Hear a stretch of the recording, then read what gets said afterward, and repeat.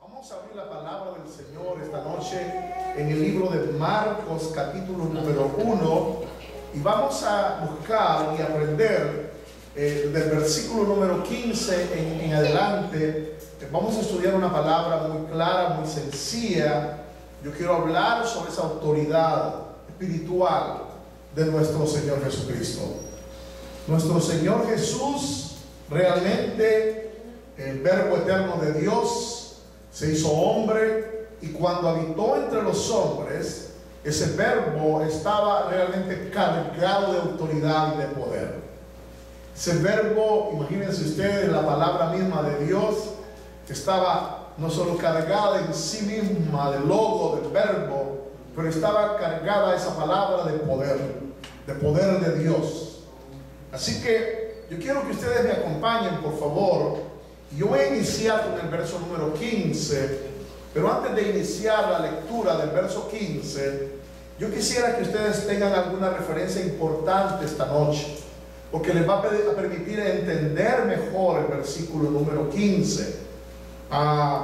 Querida iglesia, en la parte más norte de Israel, en los días de Jesucristo y en la actualidad, se le conoce a esa región como la región de Galilea. La región de Galilea es la parte más norte dentro del territorio de Israel. En los días del Señor Jesús, la tierra de Israel se dividía en tres partes.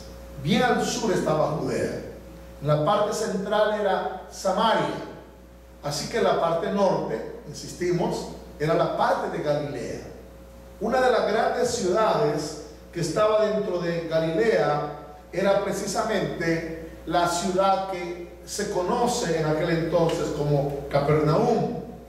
Hace algunos años yo tuve el privilegio de estar en la tierra de Israel, y increíblemente, hermanos, hay una ciudad que también muy moderna, muy contemporánea, se llama Capernaum. Es decir, que no solo en el ayer la ciudad de Capernaum fue una realidad, pero también en la actualidad hay una ciudad que se llama Capernaum, que nos trajo a la memoria, ¿verdad?, aquella gran tierra que está alrededor, precisamente esta tierra o esta ciudad de Capernaum, de lo que se conoce como el mar de Galilea, que en realidad es un lago de donde surge el río Jordán y va a morir a lo que se conoce como el mar muerto. El mar muerto, el río Jordán, entonces, y el mar de Galilea, hermanos, están conectados, y prácticamente la distancia de ese río Jordán es lo que representa la tierra de Israel en la actualidad, desde lo que es Galilea hasta la parte sur de Judea. Ahora, tanto Galilea, fíjense, como en el ayer y en el ahora, se dividieron en lo que se conoce como la parte alta de Galilea, la parte baja de Galilea. Insisto, la ciudad de Capernaum es famosa, hermanos, porque el Señor Jesucristo decidió en este distrito de Capernaum, o de Galilea, en este lugar, Él decidió hacer su principal obra, su principal misión. El Señor la llevó a cabo dentro de Galilea. Galilea era la zona más pobre en aquellos días, de tal manera que hablar del Galileo Jesucristo, no crean que era hablar del glorioso Jesucristo. El término Galileo era un término muy despectivo, pero el Señor decidió hacer de Capernaum su sede. Su sede para la obra ministerial fue en esa gran ciudad de Capernaum. Esta ciudad de Capernaum, insisto, estaba situada entonces a la orilla de este mar de Galilea, y tenía en aquel entonces una población más o menos de unos 1500 personajes. Y yo he puesto esta figura atrás de mí para que observen, por favor, algunos de los artistas lograron recuperar la idea de lo que pudo haber sido ese puerto, esa ciudad de Capernaum en los días del Señor Jesús. Como pueden ver, esa agua, como pueden ver, el comercio principal estaba allí. Además de eso, Capernaum y toda Galilea era una ciudad de tránsito. Todo el que quisiera ir desde el sur, por ejemplo, África, en aquel entonces a Asia, tenía que pasar por toda esta tierra, principalmente por Galilea, y este era un punto interesante. todo el mundo casi pasaba por Capernaum. Así que el Señor tomó la decisión de que al iniciar su ministerio, Él quería estar ubicado, digan conmigo por favor, estratégicamente. Él quería estar ubicado estratégicamente. Para poder entonces entender mejor ese verso 15 que le estoy mencionando, todavía hay algunas cosas que hay que aclarar, porque de esa manera el versículo se va a tornar tan sencillo para nosotros que el resto de esta noche va a ser muy fácil. Pero en el verso que les menciono hablamos de las sinagogas también. Hermanos míos, ¿qué era una sinagoga? Todavía nos preguntamos muchas veces nosotros, ¿no es cierto? ¿Qué es realmente una sinagoga? Déjenme decirles. Una sinagoga era y es hasta el día de hoy, fíjense, el lugar donde los judíos se reúnen no solo para dar gloria al Señor, pero para estudiar la palabra de Dios. Es decir, los judíos utilizan las sinagogas para estudiar la palabra del Señor. En los días de Jesús había sinagogas. Pablo, se recuerdan, posteriormente ocupó las sinagogas. Las sinagogas, nosotros tenemos sinagogas en nuestra ciudad de Houston. Y los judíos han rendido culto a Dios en esas sinagogas, en toda la tierra. Bueno, los arqueólogos dicen que han encontrado sinagogas judías incluso que vienen desde el siglo IV, oigan esto, antes de Cristo. 4 siglos antes de Cristo ya habían sinagogas, sobre todo porque los judíos habían sido llevados a la cautividad babilónica. Así que allá en Babilonia ellos no se olvidaron de su Dios, ellos no se olvidaron de la palabra del Señor. Bienaventurados aquellos que nunca se olvidan de Dios. Bienaventurados aquellos que nunca se olvidan de la palabra del Señor y que encuentran cualquier pretexto para congregarse. Con razón en el Nuevo Testamento se nos llama a que no dejemos de congregarnos como algunos tienen por costumbre. Así que me interesa todavía marcar un elemento en relación con la ciudad de Capernaum, y es que los arqueólogos descubrieron precisamente en sus excavaciones encontraron vestigios de por lo menos 2 sinagogas. La primera, y sobre esa habían años después obviamente reconstruido una segunda sinagoga. Y lo que vamos a encontrar justo en el versículo número 15, a lo mejor en esos vestigios arqueológicos fue donde se llevó a cabo la palabra que yo voy a leerles en esta noche. Pero todavía hay algo más que dice ese versículo.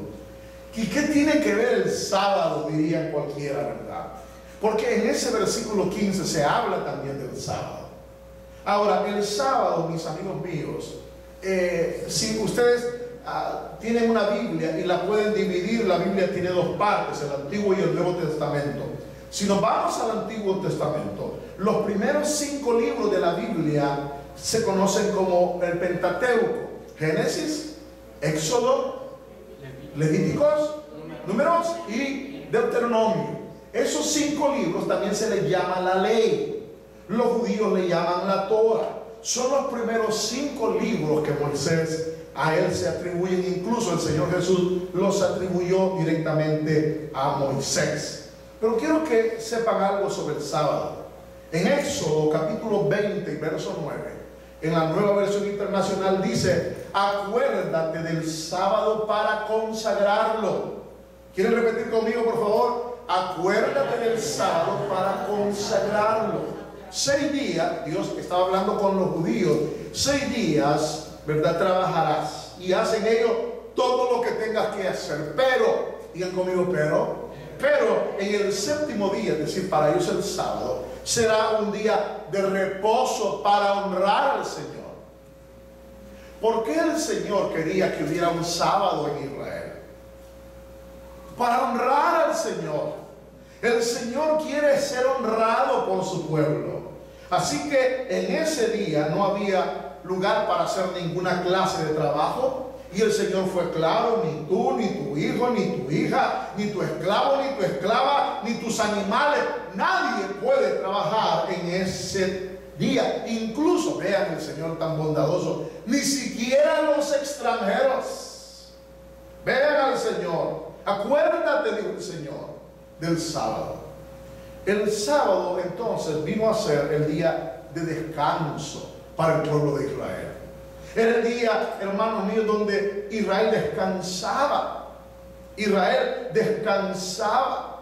Para Israel era un día de liberación del trabajo. Era un día donde había que olvidarse completamente de ese gran rollo del trabajo, de la faena, de la vida. Era un día donde la rutina laboral era quitada de en medio de nuestras narices, y era un día para recordar a Dios. Era un día realmente donde queríamos dedicarlo al Señor, queríamos dedicarlo a la familia, queríamos realmente ocuparlo como descanso, queríamos realmente disfrutar la tranquilidad, el gozo. Dios lo estableció para bendecir a su pueblo. En Éxodo 31, 15, 18, el Señor había dicho claro: durante 6 días se podrá trabajar. Oigan ustedes, pero el séptimo día, y aclara, el sábado será de reposo consagrado al Señor. Es decir, quien haga algún trabajo en sábado será condenado a muerte. Vean la severidad de Dios para que su pueblo tomara en serio que Él los ha creado para que tengamos comunión con Él. Él tiene un tiempo para su propia gloria. Él quiere que en medio de la faena de los 24 días de tu vida, o de las 24 horas de tu día de trabajo, Él quiere que tengas tiempo para Él. Los israelitas deberán observar el sábado, dijo el Señor, en todas sus generaciones. Oigan esto que voy a decir: a perpetuidad. Es decir, que esto no es una cuestión religiosa. El Señor se lo dijo: esta es una señal eterna entre ellos y yo. El Señor quiere que nosotros, querida comunidad, entendamos que Dios fue serio con Israel y los llamó al descanso para que tuvieran comunión con Él. En Deuteronomio, capítulo número 5, verso 15, el Señor vuelve a decirle: recuerda que fuiste esclavo en Egipto. Recuerda de dónde vienes. Recuerda que el Señor te sacó de allí con gran despliegue de fuerza y de poder. Si el Señor te sacó de ahí, entonces el Señor le dice a Israel: te mando, observa el día sábado. Te mando a que observes el día sábado. Levíticos: respeten ustedes a su padre y a su madre. Oigan por favor, Levítico 19:3. Yo me preguntaba: Señor, ¿realmente tú querías que Israel guardara el sábado? Porque el verso dice así, miren: respeten todos ustedes a su madre y a su padre. Y oigan, y observen mis sábados. Lo que quiero mostrarles es que para Dios es tan importante el respeto a un padre, el respeto a una madre, como el respeto al Dios Todopoderoso a través del guardar el día sábado. Y muchas veces nosotros pareciera que nos olvidamos, hermanos, de Dios. Ahora, en realidad, hermanos, quiero que vayamos y que abran ahora su Biblia en Marcos 1:21. Había dicho verso 15, pero me he estado refiriendo en toda esta introducción al verso 21, porque ahora lo van a entender con mucha facilidad. Y esto es interesante. Verso 21. Entraron, dice el texto, vean qué fácil lo va a entender ahora. Entraron en Capernaum. Usted ya sabe que es Capernaum. Y tan pronto como llegó el sábado, usted ya sabe qué significaba el sábado, Jesús fue a la sinagoga. Usted ya sabe ahora que es una sinagoga. Verso 21. Entraron en Capernaum y tan pronto como llegó el sábado, Jesús fue a la sinagoga y se puso a enseñar. ¿Cuántos pueden dar gloria al Señor en esta noche? El Señor Jesús entró a la sinagoga para enseñar. A mí me impresiona, querida iglesia, la importancia del ministerio de la enseñanza. Jesús valoró el ministerio de la enseñanza. La iglesia debería de valorar el ministerio de la enseñanza. Dice que se puso a enseñar. En el griego se ocupa una palabra, didaske. Se puso a enseñar. Para el Señor es importante la enseñanza. Él quiere que su iglesia a través de todos los tiempos se fundamente en enseñanza buena, en enseñanza sólida, en enseñanza bíblica, en enseñanza fundamentada en la palabra de Dios. ¿Con qué limpiará el joven su camino? La Biblia responde: con guardar tu palabra. El texto del salmista dice: en mi corazón he guardado tus dichos para no pecar contra ti. Hay un versículo que dice: escribe tus enseñanzas en la tablilla de mi corazón.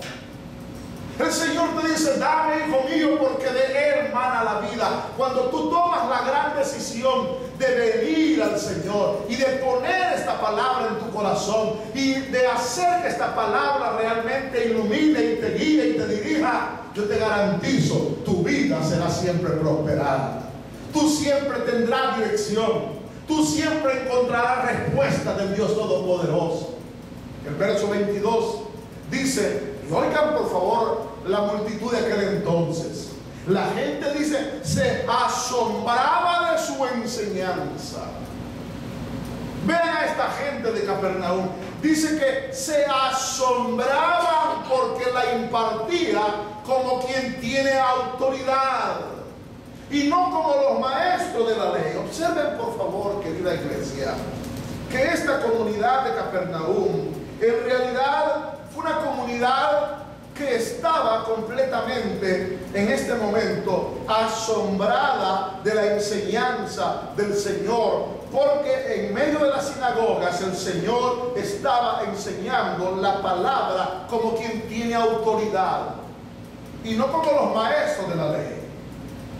La ley, ya lo dijimos, era esa palabra de todo, hermano, los primeros 5 libros de la ley, de la Biblia, la Torá. Pero esa palabra Dios la estaba ocupando para su gloria. Sin embargo, los maestros habían descuidado la palabra misma de Dios y habían perdido poder, habían perdido autoridad para enseñar la palabra de Dios. Entonces, cuando el Señor viene a hablar en la misma verdad, viene a hablar en el mismo fundamento de la ley y viene a hablar en las mismas sinagogas judías, oigan por favor, la iglesia realmente tiene que aprender esto. El pueblo de estas comunidades entró en asombro ante la forma, la manera, la autoridad con la cual el Señor predicaba la palabra, enseñaba la palabra. Hay que valorar el concepto de enseñanza, lo habíamos visto en el verso anterior. Pero en este verso 22, la Biblia vuelve a hacer énfasis de nuevo en la palabra enseñanza, en este tremendo concepto de la enseñanza. Pero aquí se añade un nuevo elemento, el elemento autoridad. Digan conmigo por favor enseñanza. Digan conmigo por favor autoridad. Vean la relación en la que Dios quiere que el concepto de enseñanza se mueva con el concepto de autoridad. Hermano, nosotros estamos hablando sobre una palabra que es de Dios, sobre una palabra que la entregó un Dios infalible. Cuando Dios dio su palabra, el Dios infalible no nos iba a contar un cuento, un chiste, una fábula, un mito. Cuando Dios nos dio su palabra, hermano, nos dio también una palabra infalible, una palabra que no puede fallar, una palabra inconmovible, una palabra eterna, una palabra verdadera. Esto es la palabra del Señor. Esto es el evangelio de la gracia de Dios. La gente se asombraba por la enseñanza, pero también porque la impartía como quien tiene autoridad. Y a mí me impresiona ese verso 22 porque dice al final, y no como los maestros de la ley. En un principio, hermanos míos, los sacerdotes en el Antiguo Testamento, por ejemplo, Esdras capítulo 7, todos los versos del 1 al 6, los sacerdotes también eran escribas. En el tiempo de Jesús, la palabra escriba designaba a cierta clase de hombres que estaban dedicados realmente a instruir en la ley. ellos eran los instructores, ellos eran los maestros, ellos eran los que hacían el estudio sistemático, ellos eran los que hacían la explicación de la ley. Los escribas realmente estaban ocupados de eso. No crean ustedes que eran gente que tenía este trabajo porque no tenían otro trabajo. Estos escribas realmente era gente de la clase más alta de la cultura de Israel. Los más adinerados entregaban a sus hijos para que estudiaran, para que vinieran a ser escribas. El ser un escriba era alguien que había estado muy preparado. Era casi estudiar derecho, era casi estudiar economía, era casi estudiar. Por favor, permítanme marcar estos elementos, porque el escriba bíblico, siempre hubo escribas por todas partes. En Egipto hubieron escribas.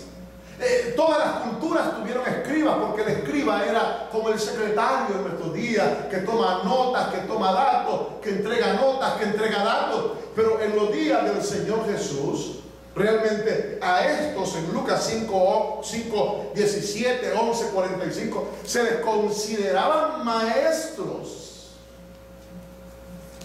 Eran maestros.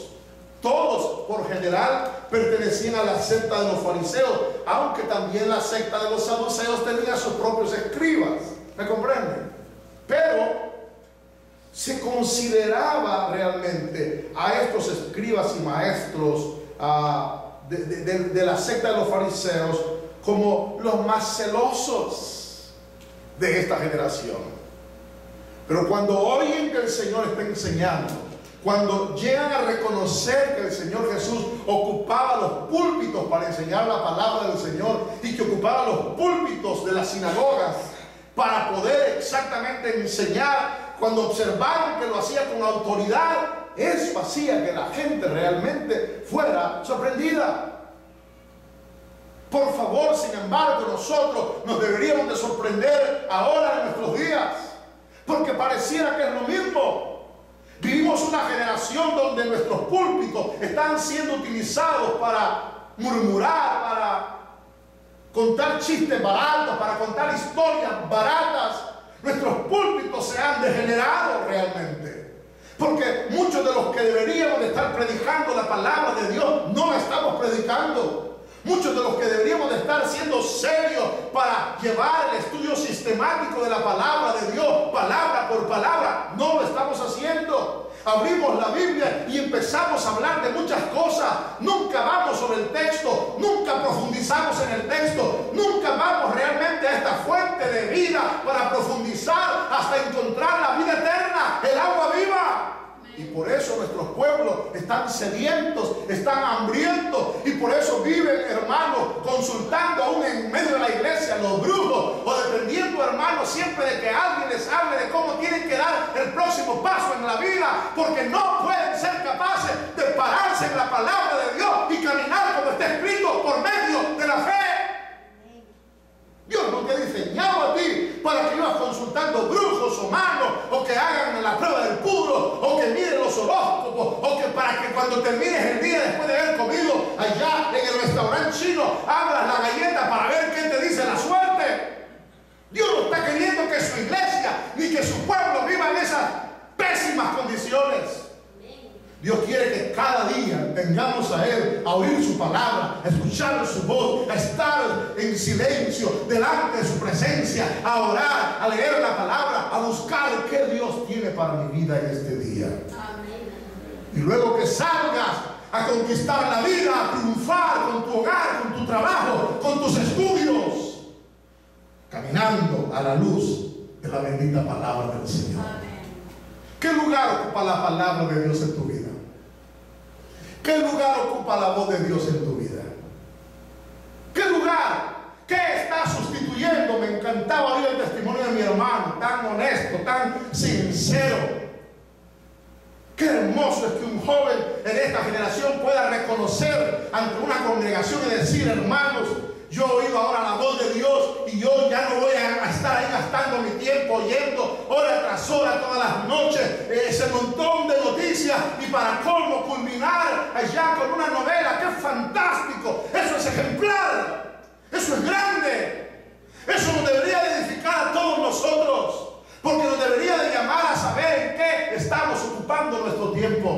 ¿En qué y cómo nos estamos dejando guiar y conducir por la palabra buena del Señor? El Señor en su generación no estuvo contando chistes. Realmente, hermano, no es la hora de contar tanto chiste. No es la hora de estarnos riendo en verdad.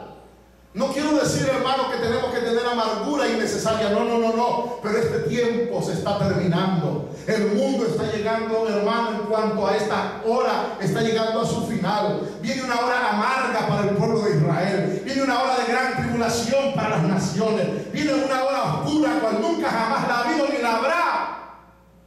Y nosotros tenemos que estar despiertos. Nosotros tenemos, hermano, que ser prudentes. Nosotros tenemos que estar listos para responderle a nuestro Dios cuando nos quiera usar para que alguien pueda oír este glorioso evangelio.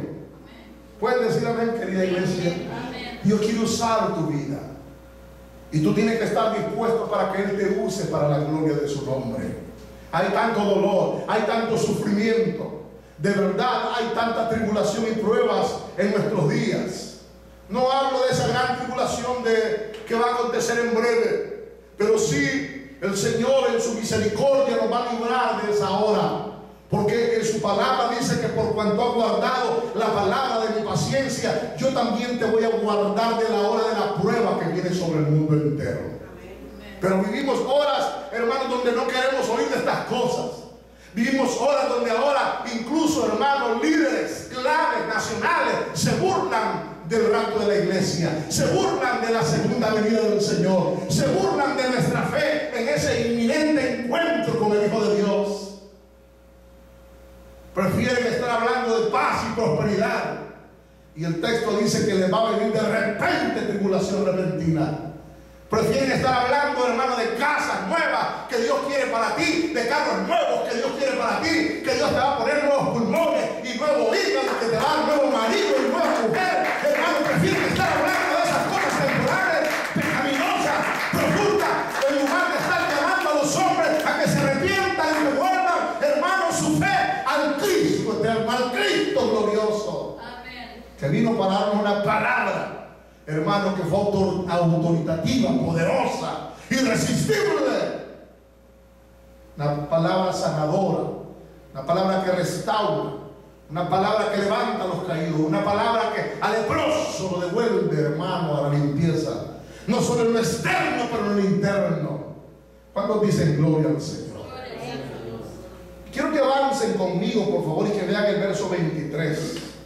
Porque de repente dice la Escritura: en la sinagoga, un hombre que estaba poseído por un espíritu maligno gritó. Oiga, de repente, lo vuelvo a leer, en la sinagoga, un hombre que estaba poseído por un espíritu maligno gritó. ¿Qué dijo, hermanos? Oigan a este demonio gritando: ¿por qué te entrometes, Jesús de Nazaret? ¿Has venido a destruirnos? Yo sé quién eres tú, el Santo de Dios.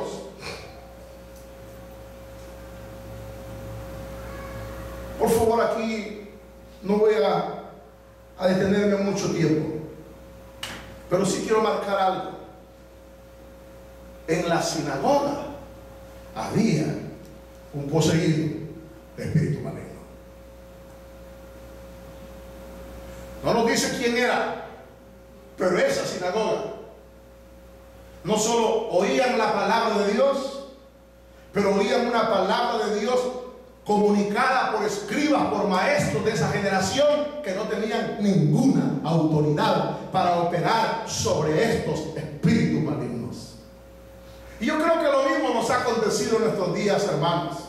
Yo le puedo a usted decir, sin ser un profeta, que tenemos congregaciones, hermanos, en nuestras naciones, donde los endemoniados no los tenemos que salir a buscar fuera de las iglesias. Los endemoniados están dentro de las iglesias, porque no hay una proclamación, por un lado, bíblica, pero por otro lado, porque allí ya no hay poder de Dios.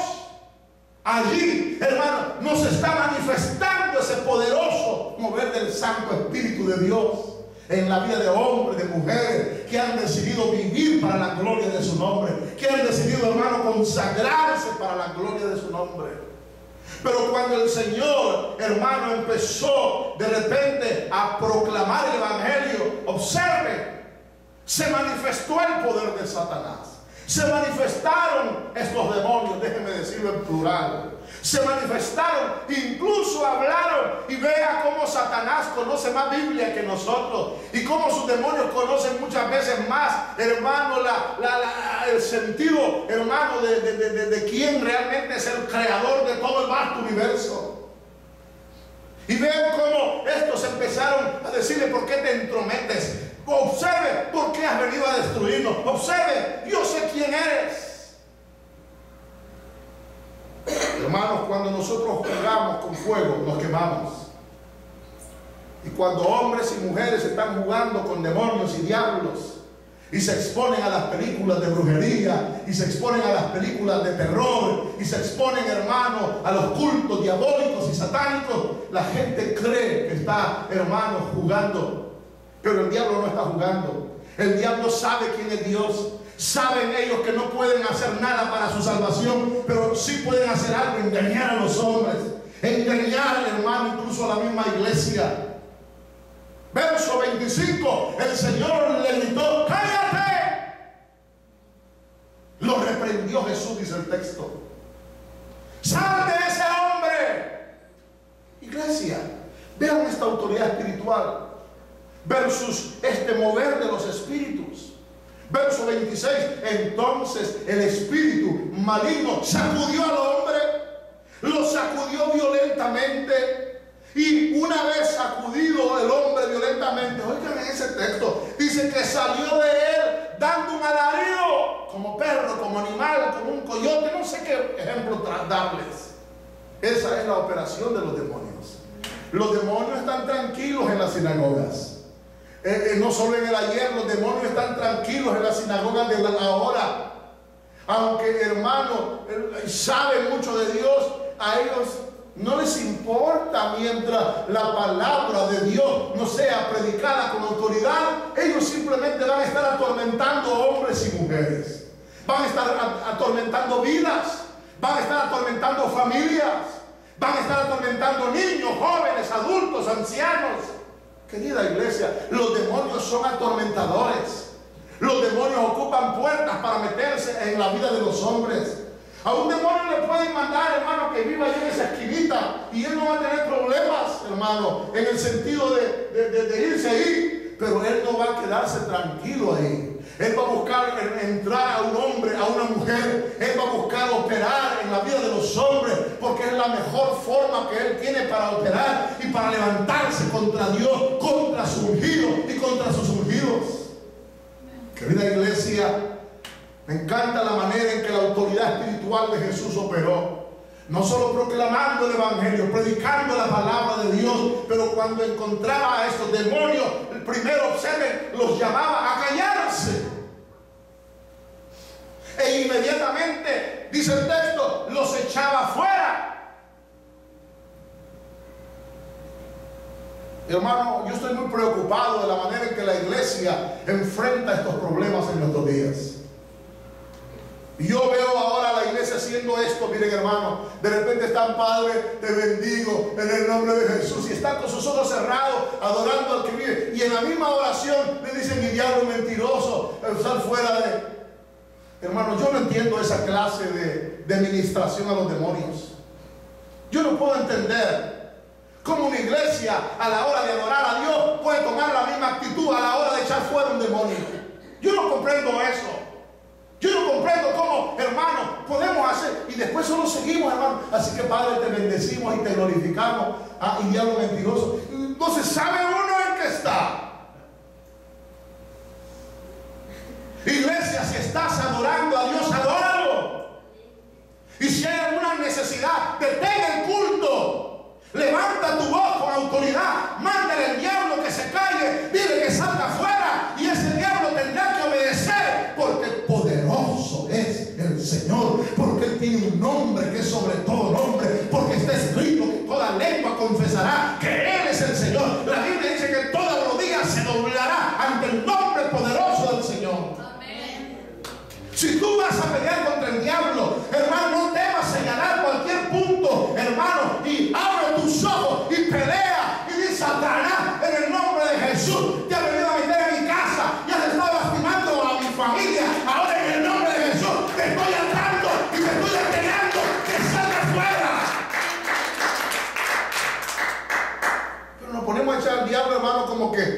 quisiéramos echar una enamorada de la casa. Yo no entiendo. Yo no entiendo, hermanos. Hay que aprender a pelear. Cuando yo era niño, hermano, empecé a pelear. Me acuerdo que mis primeras peleas siempre me rompían la cara. ¿Sabe por qué? Porque peleaba con los ojos cerrados. Del miedo cerraba los ojos. Cuando sentía, hermano, estaba todo roto de la cara.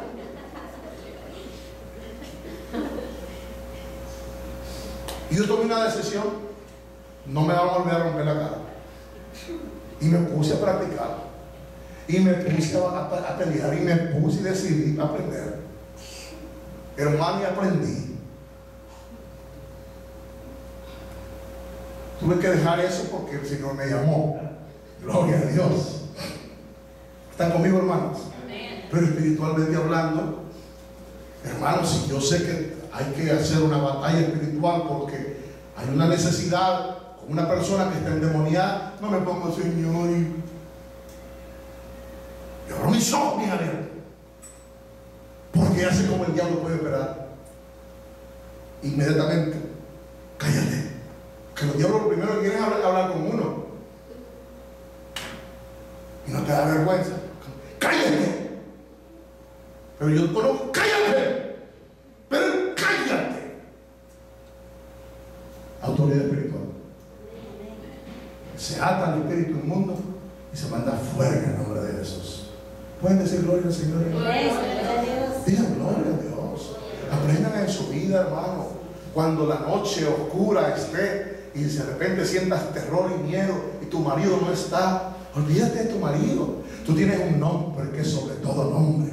En el nombre de Jesús, párate. Sin chancletas o con chancletas, pero dile, diablo mentiroso, aquí estoy en el nombre poderoso de Jesús. Quiero mandarte y ordenarte que salgas fuera de este lugar, que toda operación de tormento, de diablos, de demonios, en el nombre, no importa lo que sea, lo que pase, no importa, átalo y lígalo y mándalo fuera.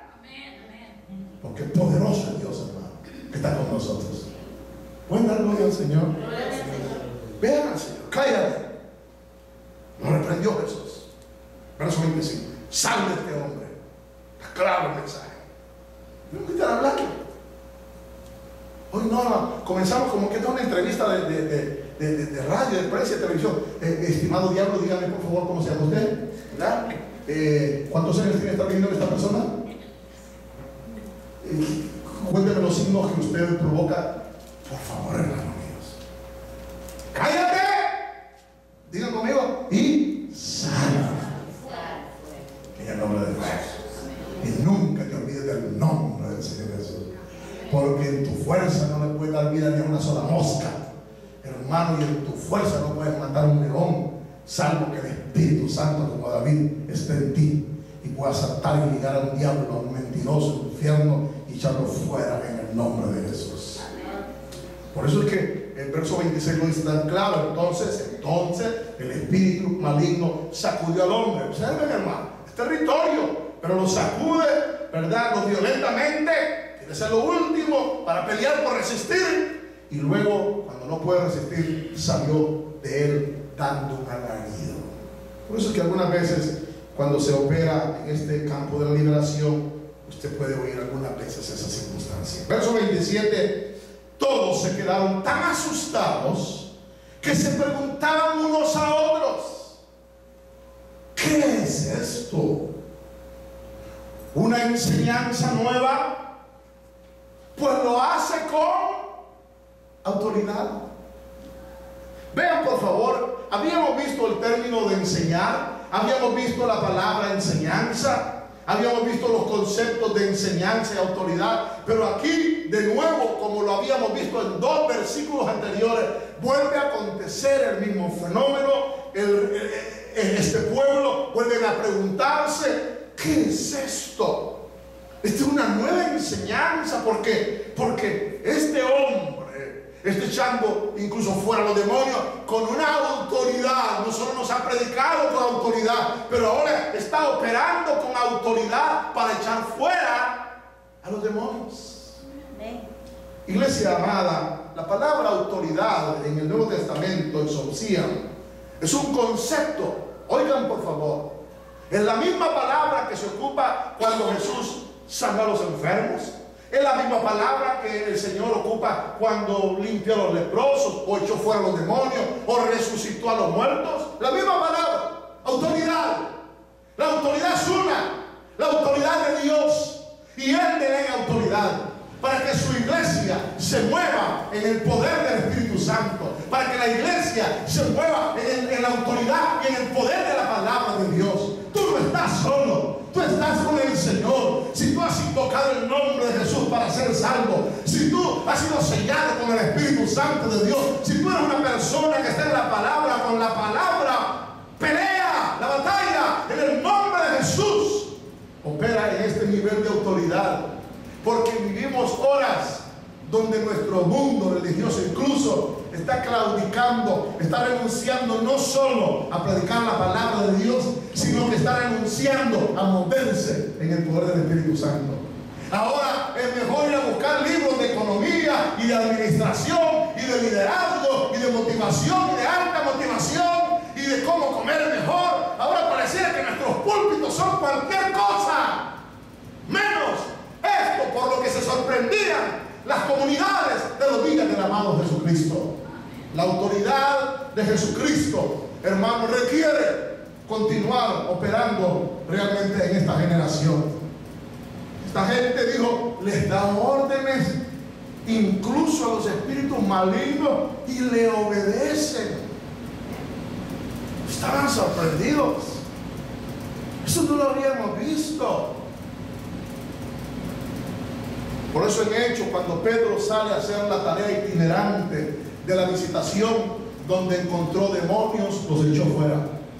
Por eso en su primero, segundo y tercer viaje misionero, Pablo y aquellos que le acompañaban, hermano, hicieron una manifestación tremenda de autoridad y de poder. Proclamaban el evangelio, hermanos, sanaban a los enfermos, echaban fuera a los demonios, resucitaban a los muertos. El Señor estaba con ellos, el Señor los respaldaba. Las comunidades eran bendecidas, eran edificadas. Den gloria al Señor. Como resultado, y ahí termino mi enseñanza esta noche, solo leyendo el verso 28, su fama se extendió. Como resultado, su fama se extendió rápidamente. Me encanta este adverbio, se difundió rápidamente, como fuego sobre combustible. ¿Por qué? Porque tenía autoridad. ¿Por qué? Porque tenía poder. ¿Por qué? Porque estaba sanando a los enfermos, estaba echando fuera a los demonios, estaba proclamando la palabra, estaba restaurando vida. Hermano, esta palabra no podía contenerse. Esta palabra corría sobre combustible. El fuego de Dios estaba en esa generación, haciendo milagros y prodigios. Alaben al Señor, hermanos míos. Una ciudad asentada sobre gran oscuridad, como la de Capernaum, vio la gloria de Dios, vio gran luz. Una ciudad como Houston, asentada sobre tantas tinieblas, hermano, es hora de que nosotros, su iglesia, su pueblo, nos levantemos para alumbrar en el nombre del Señor. Nuestra ciudad de América Latina están esperando, hermanos, que el Señor venga en esta generación y alumbre a través de su iglesia, que su iglesia vuelva a hacer las primeras obras de alumbrar, de proclamar el evangelio, hermano, de decirle al cansado, al necesitado, hermano, no temas, el Señor está contigo. Es hora de que nos levantemos a caminar y que valoremos la palabra, la autoridad de la palabra de Dios. Es hora que nos abracemos a esta verdad, hermanos míos.